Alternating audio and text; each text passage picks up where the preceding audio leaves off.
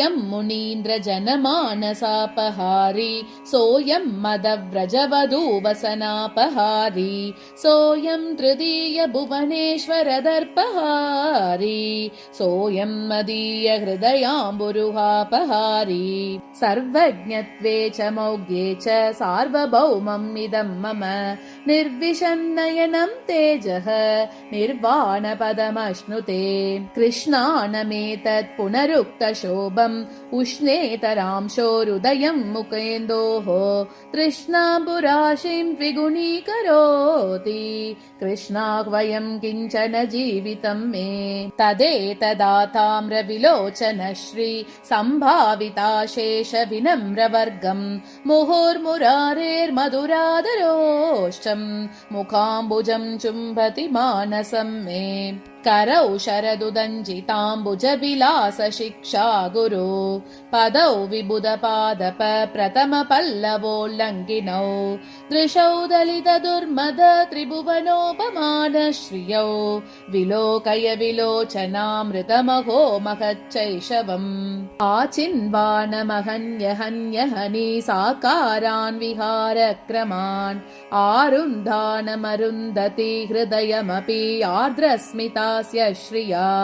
आतन्वानमनन्यजन्मनयन श्लाघ्यामनर्त्यां दशाम् आमन्दं व्रजसुन्दरी स्तनतटी साम्राज्यमुज्जृम्भते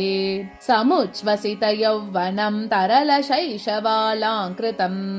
मदच्छुरितलोचनं मदनमुग्धहासामृतम् प्रतिक्षणविलोभनं प्रणयपीतवंशीमुखम्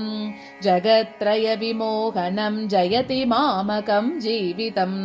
चित्रं तदेतच्चरणारविन्दं चित्रं तदेतन्नयनारविन्दं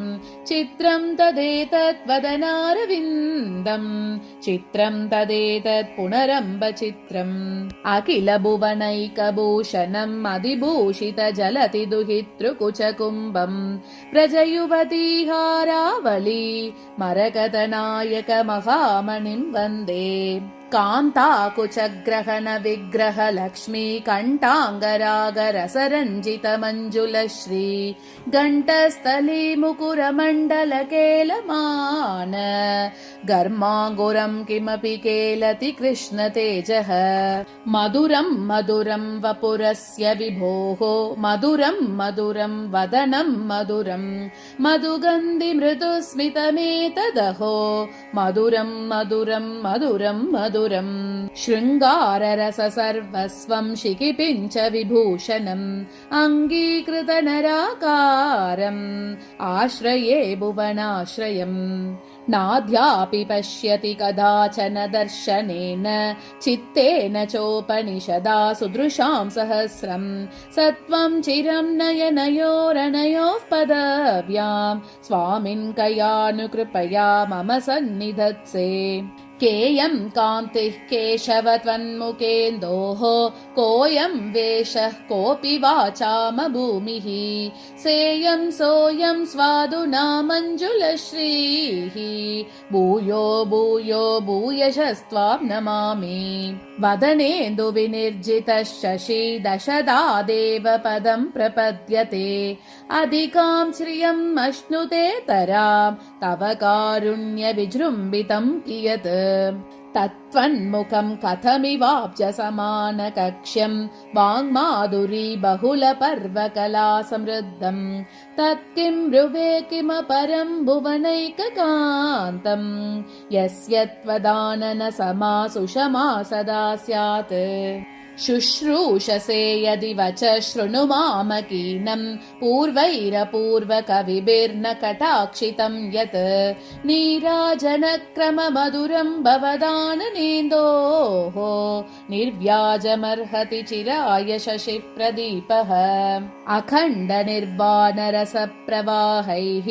विकण्डिताशेषरसान्तराणि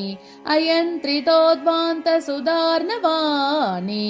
जयन्ति शीतानि तव स्मितानि कामं सन्तु सहस्रशः कतिपये सारस्य दौरेयकाः कामं वा कमनीयता परिणति स्वाराज्यबद्धव्रताः तैर्नैवं विवदामहे न च वयं देवप्रियं ब्रूमहे यत्सत्यं रमणीयता परिणतिस्त्वय्येव पारं गता मन्दारमूले मदनाभिरामं बिम्बादरापूरितवेणुनादं गोपि जनमध्य संस्थं गोपं भजे गोकुलपूर्णचन्द्रम् गलद्व्रीलालोला मदनवनिता गोपवनिताः मधुस्पीतं गीतं किमपि मधुरा चापलदुराः समुजृम्भो गुम्भो मधुरिमगिरां मातृशगिरां त्वयि स्थाने जाते धरति चपलं जन्म चपलम् भवनं भुवनं विलासिनी श्रीः तनयस्तामरसासनस्मरश्च परिचार परम्परा सुरेन्द्राः तदपि त्वच्चरितं विभो विचित्रम् देवस्त्रिलोकि सौभाग्य कस्तूरि तिलकाङ्कुरः जीयाद्व्रजाङ्गनानङ्ग केलीलालित विभ्रमः प्रेमदं च मे कामदं च मे वेदनं च मे वैभवं च मे जीवनं च मे जीवितं च मे दैवतं च मे देवनापरम् माधुर्येण विजृम्भतां वाचो नस्तव वैभवे चापल्येन विवर्धन्तां चिन्तानस्तव शैशवे यानि त्वच्चरितामृतानि रसनालेह्यानि धन्यात्मनां ये वाचापलशैशवव्यतिकरा राधापराधोन्मुखाः या वा भावितवेणुगीतगतय लीलामुकाम्बोरुहे धारावाहिकया वहन्तु हृदये तान्येव मे भक्तिस्त्वयि स्थिरतरा भगवन् यदि स्यात् दैवेन नः फलित दिव्य किशोरवेशे मुक्ति स्वयं मुकुलिताञ्जलि सेवते स्मान् धर्मार्थकामगतय समय प्रतीक्षाः जय जय जय देव देव देव त्रिभुवन मंगल दिव्य नाम देय जय जय जय बालकृष्ण देव श्रवण मनो नयनामृतावतार तुभ्यं निर्भर हर्ष वर्ष विवशा वेश स्फुटाविर्भवः भूयश्चापलभूषितेषु सुकृतां भावेषु निर्भासते श्रीमद्गोकुलमण्डनाय महते वाचां विदूर स्फुरत् माधुर्यैकरसार्णवाय महसे कस्मैचिदस्मै नमः ईशानदेव चरणाभरणेन नीवि दामोदर स्थिर यशस्तव गोद्गमेन लीलाशुकेन रचितं तव देव कृष्ण कर्णामृतं वहतु कल्पशतान्तरेऽपि हरे कृष्ण कृष्ण कृष्ण हरे हरे।